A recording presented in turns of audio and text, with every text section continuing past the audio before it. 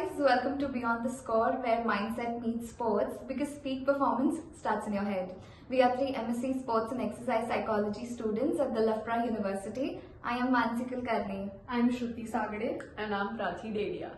So a lot of people think that sports psychology is just for elite or struggling athletes and it's just all about motivational talks. But today for our first episode, we're here to bust such myths. That's interesting stuff, guys. Let's get into it.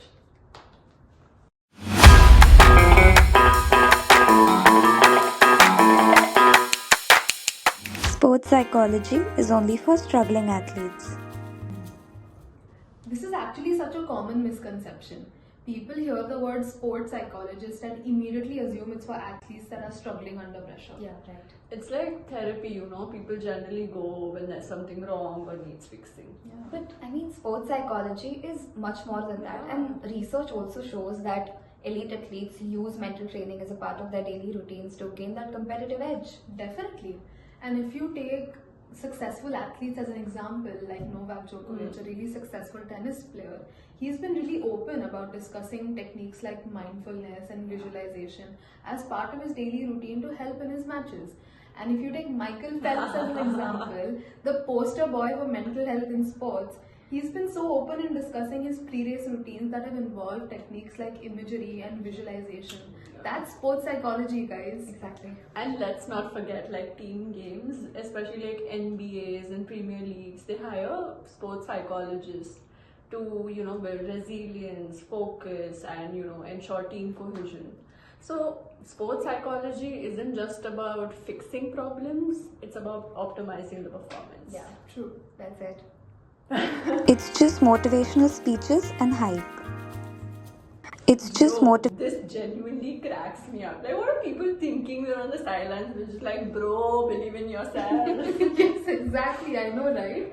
We're cheerleaders with psychology degrees. But guys, sports psychology is very much evidence-based. Techniques like CBT, attentional control training, or even self-talk strategies have decades and decades of research. And self-talk isn't just hype.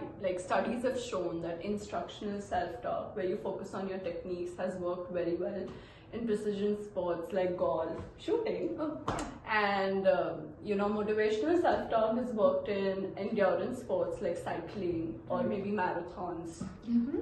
Plus, sports psychologists use techniques like biofeedback, neurocognitive training with EEG scans, and they've used this pretty regularly. Yeah. That's science, not hype.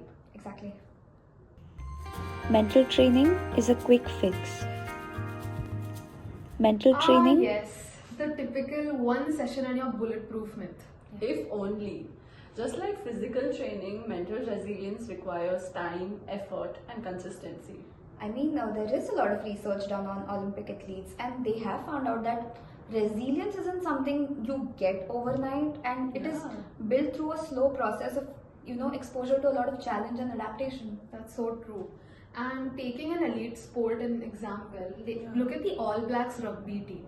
They have spoken about using techniques like mindfulness training and structured debriefs after every single match to improve their mental toughness. Exactly. That's a process. That's not a quick fix. Yeah. If you're mentally tough, you don't need sports psychology. But guys, what do you think exactly mental toughness is? Good question. So, a 2000 study I read defined it as having a psychological edge where you handle pressure, setback, competitions better than your opponents. But even famous athletes have said that mental toughness isn't something that's natural, it's trained. Okay, what do you think? That's a great point actually.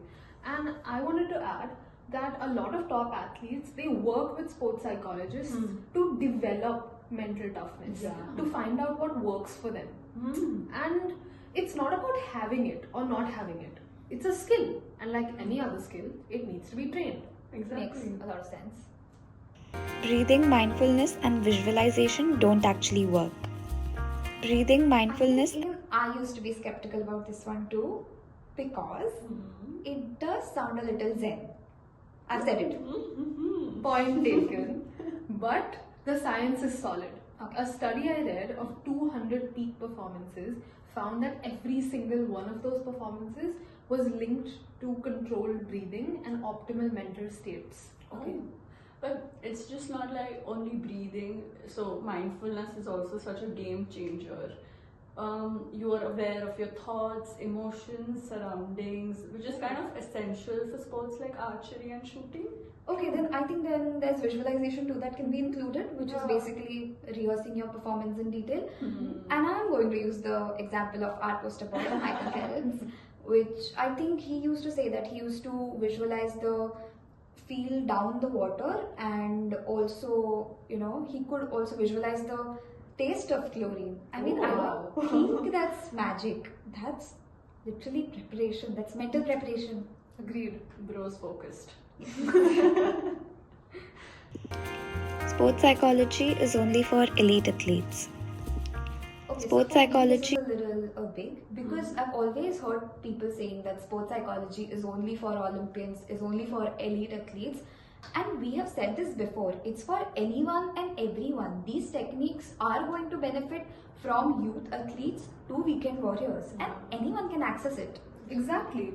And if you zoom out of the field of sports, you'd see that the techniques used in sports psychology can benefit firefighters, military personnel, musicians, down to CEOs, for them to perform better under pressure.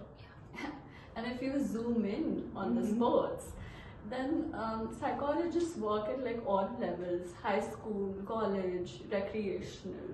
It's not about being the best in the world, it's about being the best you can be. Oh. I like that. Okay, so now that we have busted all the myths, let's get into what sports psychology actually is. Shruti, do you want to give the definition? Sure. So the American Psychological Association defines sports psychology as the science of using mental skills to enhance performance and support well-being. And those two things, performance and well-being, are very deeply connected. Yeah. Right. What's the point of being the best in the world and being burnt out while you're going through that journey? Exactly. It's like having the fastest car but no fuel to finish the line. Yeah. But yet mental training is generally an afterthought. I mean, I've seen athletes practicing to get their skills perfect or work on their strength, but when it comes to the mental side of it, it's just there is an advice that okay, just stay confident and don't overthink. That's not exactly helpful. True. Okay, so we need to understand that mental training is as important as physical training. I mean, at an elite level, everyone is strong, everyone is fast, everyone has strength. But the real difference is it all starts here, in the mind. Exactly. And you could have flawless technique, but if your mind collapses under pressure, it's not really worth it. We've either seen it or, in my case, experienced it. That players can dominate in practice but really fail in performance. Yeah. And it's not just about pressure, it's also like focus, resilience, emotional control. Yeah. Personally, I feel that's what differentiates a good athlete from a great athlete. But I mean, it's not just athletes. I mean, coaches, parents, team members are an important part of the athlete's mental game. Because a strong team, a mentally strong team, communicates better. They trust each other, and most importantly, they don't fall apart after one game. That's so true. So guys, no, mental training is not just talking about your feelings or lighting candles during meditation. It's scientific, it's practical, it's structured, and most importantly, it's tailored to performance and experience. Right. So, if any of the terms that we just spoke about in this episode strike a chord with you and you want to know more about them, please stay tuned for the content that we're about to release, because we will dive deeper into every single one of these terms in detail. A little teaser for you guys for the next episode.